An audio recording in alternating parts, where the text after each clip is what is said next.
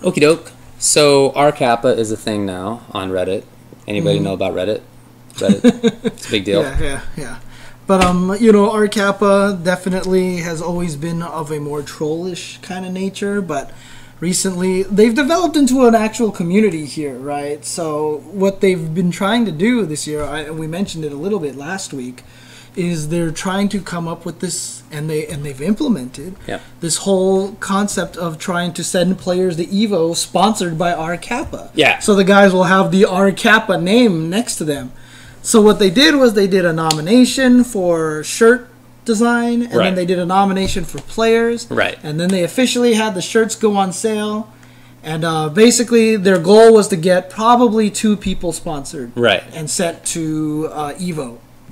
The first in line was Tampa Bison. Yes. The second in line was Alex Myers here from Southern California. In less than 24 hours, they sold enough shirts to send both of them. That's just awesome. Dude, that's amazing. It's so cool. It's awesome, and like you can tell, like Alex, you can see from his Twitter and stuff, like the guy could not be happier. Yeah, and those are 2 players who are on there all the time. I see them posting a lot. They, you know, Kappa likes them because they're trollish. Yeah. Well, not. Yeah, I guess that's true, but also because they're willing to like talk about things. In like a public way. For sure. They don't want to take gruff. Yes, and they're willing to call out. They're willing to call people out, which is what R Kappa is kind of there. It's almost kind of like they're like the people now who will call out the BS that happens in the FGC. And I like that. There should be people who call out BS. Something I try to do, but it's not always easy. It's not, and I don't always know about everything. So it's good to have other people who are doing that. Right. I really appreciate that. And I think that this is a fantastic thing that they're going for. And like I said, they've already sponsored 2 players. And so they didn't want to sponsor just anybody either. They wanted to sponsor players who they know would have trouble getting to EVO, who also, you know, represent what they stand for a lot of times, and then most importantly, who have a really good shot of doing well at the event. And so actually they're working up for the 3rd person in line right now, and that person is Chris Hu. Right. Which would be awesome. Now, they haven't spoken to Chris Hu yet. Right. So they don't know if he can make it, even if he does make it in there. Right. And however, if he can't make it, then he'll just go to the person in 4th place, who I don't think we know who that is right now. I don't know, at least. But if you want to help with this cause, I mean, the shirt is actually kind of neat. I actually like the design a lot. Yeah. I bought one. Okay, Did you really? I already did. I already donated to this thing, right? So, go to reddit.com/r/Kappa, and the very top thread, and it's kind of a little confusing. I hate the color scheme of it. It's a different color box on there, and so. I kept thinking it was like a header or not a link or something like that. But it basically says T-shirt sales are up. Send Tampa Bison to EVO, which is funny because he's already going to EVO now. But check that out. Click on that link. You'll see a link to the Teespring. You can buy the shirts. There's the cheaper shirt, but then there's also the higher quality shirt, which is the same company that Broken Tier uses. So it's like a $2 or $3 difference. So you could definitely go for that one as well to make sure you get a high quality shirt, T-shirt involved with that. But again, I think it's really, really cool. Super cool. Yeah, and shout outs to the R Kappa community. I mean, they're building themselves up as I mean, there's obviously Reddits for Street Fighter, Marvel, all this just fighting games or whatever. Like R Kappa is the only one that I go to. Really? Yeah, honestly, it's I actually never go to R Kappa. I just read it when it shows up on my first page or second page. Okay. That's how I am everything though. I almost never actually go to a subreddit. I just if I subscribe to certain ones and whatever shows up, I do. Yeah, R Kappa is the only one that I go to. It's just you know what? Honestly, it's super valuable because it's also you get a. Whoa, what is going on here? Come on, mods. Let's go, mods. Let's go, mods. Boom. Okay, fine. I'll do it myself. Good job. But you get a good pulse of what's going on in the community in a lot of ways. And to me, I mean, honestly, I feel like, you know, the viewers are a very important part of the community. So I like to see how they're, you know, what they're opinions are on a lot of things like that. I like to keep up with the pulse of how they're thinking and stuff like that. So. Absolutely. Yeah. I mean, not that I approve of everything that goes on there, but I said, like we talked about last week, that's the internet, man. Yeah, exactly. You gotta live. You gotta keep moving on. That's not the only thing going on. Oh, let's talk about Assassin's Fist. Yes. Let's talk about Assassin's Fist. Did you watch it? I've watched 7 or 8 of them now. I haven't gotten the whole thing. So I sat down on the day, I think it was the day after it came out, and I was like, all right, I'm just gonna sit down and watch like 3 episodes or whatever like that. I sat down.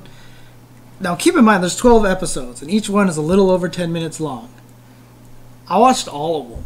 Mm-hmm. So after I finished watching 3, I was like, all right, I'll just watch half of them.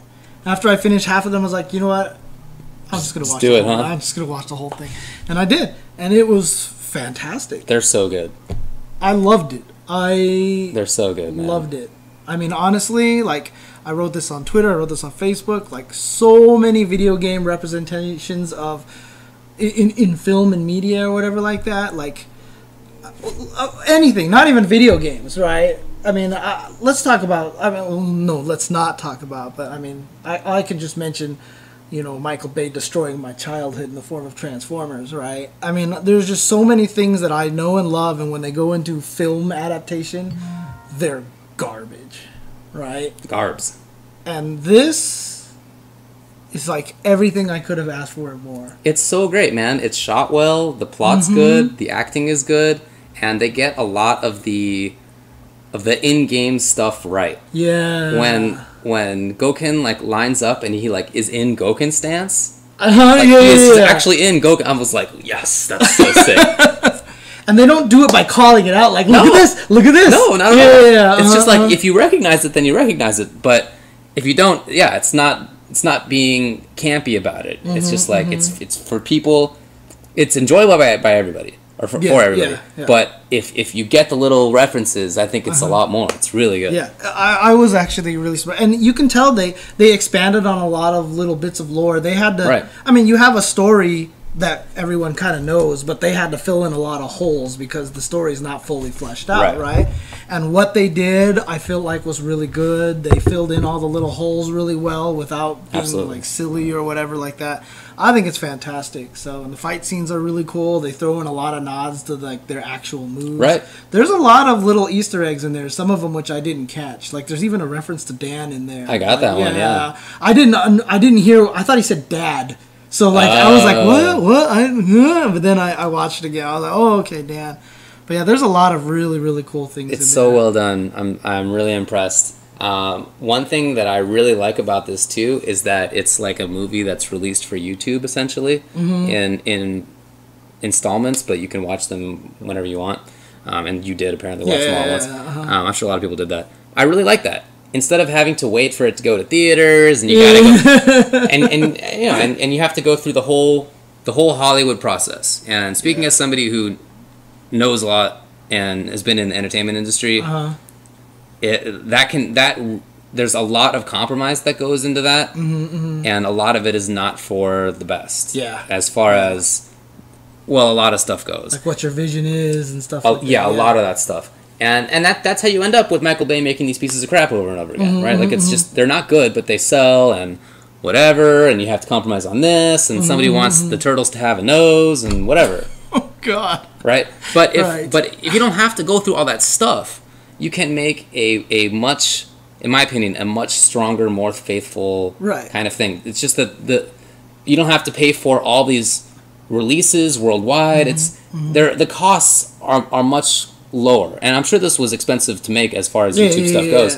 But as far as a movie goes, it's a tiny expense, and I really think that this medium has a lot of future in it. Yeah. As far as making things that we can appreciate. Yeah, I mean, and also another thing too. I mean, it's not just like constant fighting, right? I mean, it's very well paced in my opinion. Like a lot of people I've heard say it's a little slow moving. I really kind of enjoyed that. I liked the fact that it was paced really well. The fighting was kind of spaced out well and stuff like that. So, and I mean, honestly, like it's replaced my previous like favorite game adaptation thing, which was you know, the story of Balrog. Yeah, sure. The little comedy piece that was made great. a long time ago. Yeah, that was great. That was super awesome. But now this, because obviously that one was played for humor, right? But this one is played for serious, and this right. one, I everyone who was involved, I felt like did really good. I'm actually proud to have, like, I'm actually willing to tell people to go watch it and not feel like a total idiot, right? I never even saw the last Street Fighter movie because I thought it would suck, and everybody told me it did suck, so why bother? Dude, it sucked worse than the first Street Fighter movie because it wasn't, like, they tried to make it more serious but failed. Yeah. And so, like, the first one you can make fun of, and it's got that campy thing, so it's got that cult following now. You get none of that. Right. So it's the only thing that makes the second one, like, being campy and worth, like, talking about, making fun of is just freaking Charlie Nash, dude. Oh, my God. Chris Klein, like... Wait, is in the recent... In the Chun-Li one. Okay, dude, yeah. I don't know what the hell Chris Klein was on when he made that movie. Yeah. But, like, there are, like, YouTube clips dedicated to just his scenes because he's so amazingly bad in this movie. Like, he is so god-awful. Like, he turned over acting and dialed it up to, like, 11. Like, it is so bad. This was really good. And it's something that I want to see more of, and it's something that just, not even just for Street Fighter, not just for video games, but in general, I'm really excited about the medium, the online YouTube entertainment type stuff. I think it's great. I hope the season 2, I hope there is a season 2 and they get to keep going with it and doing more. So it's really cool. Yeah. It, like, validates a lot of the, like, kind of policies and theories about copyright that are becoming more popular in law. It's really interesting from that perspective, actually. Interesting. In the way that it kind of gets around the fact that this is going to get pirated. It probably already is. I bet some other channels already have it. Yeah. They know that, but it's like built into the business model. Yeah. They don't have to deal with the physical releases at all. It can... It's great. It's great for me for that reason that I'm sure nobody here cares about. So you want to move on before I geek out about that too much? But I mean, the one thing that's interesting too is that you're actually enjoying the story, and you're not the biggest on, like, game lore that's true. And stuff like that, right? It's just a good story. Yeah. Okay. Cool. What else is happening?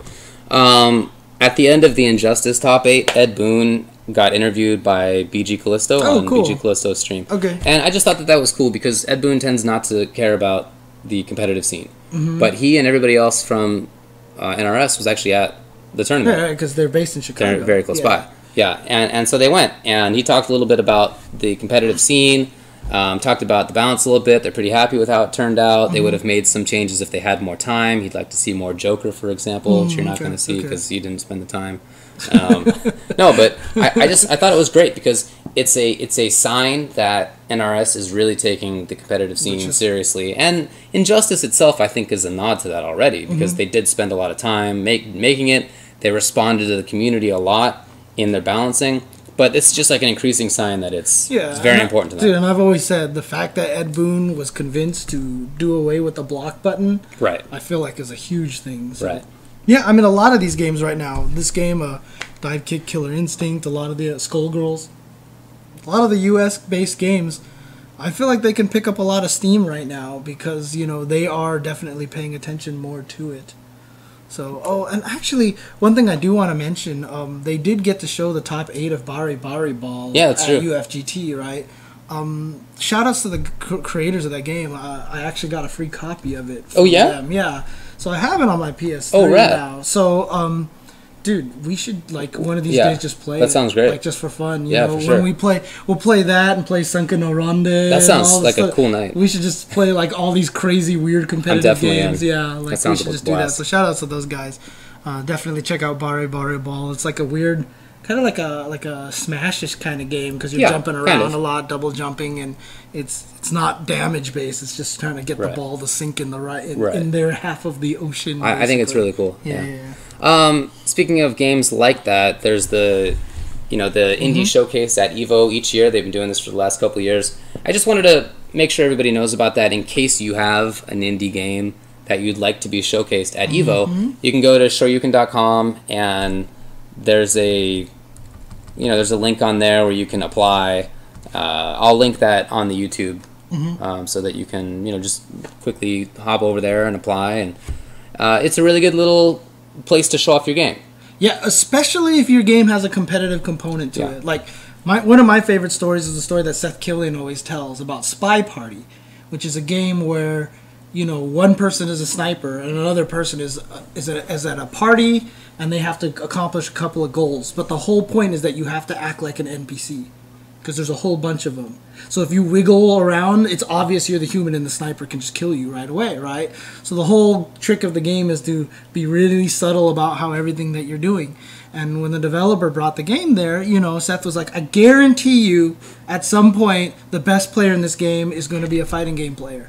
And the guy's like, I really don't think so. And sure enough, one of the people who played it at EVO ended up being #1 on the leaderboards for that game. And they exposed all these things about the game, and it helped me. If you want to bring your indie games and have people play test it and have it broken in a way that nobody else can break games, you go to this EVO thing and you sign this up, because fighting game players are the best at taking what you didn't intend and using it to their advantage, and very few people do that like fighting game players. Yeah, I feel like it's us and speedrunners. I feel like if we don't break the game, it's just not gonna get broke. Pretty much, yep. So please apply. Anything else? We were gonna talk about U2 King and Armada getting released, but not too important. We don't have time right now because the Show That Sucks is starting right now on I Play Winner. Yeah, I didn't get a chance to see the panels at UFGT. I've heard that they were good. I would love to see them. Probably they were streamed, I heard, so I'd like to see them at some point. Again, next week on Monday, instead of doing First Attack and Level 3 Focus, we're gonna do a day, just night long, going over the characters one by one, because it always takes us forever. And if we happen to go as long and up to the point when Ultra drops, dude, we'll download it on stream, fire it up, and go. So that should be pretty entertaining. So check that out. We'll probably start 8:30 Pacific time next week, and check that out. And then panels were recorded and they will be uploaded in a bit. So that's really good. Cool.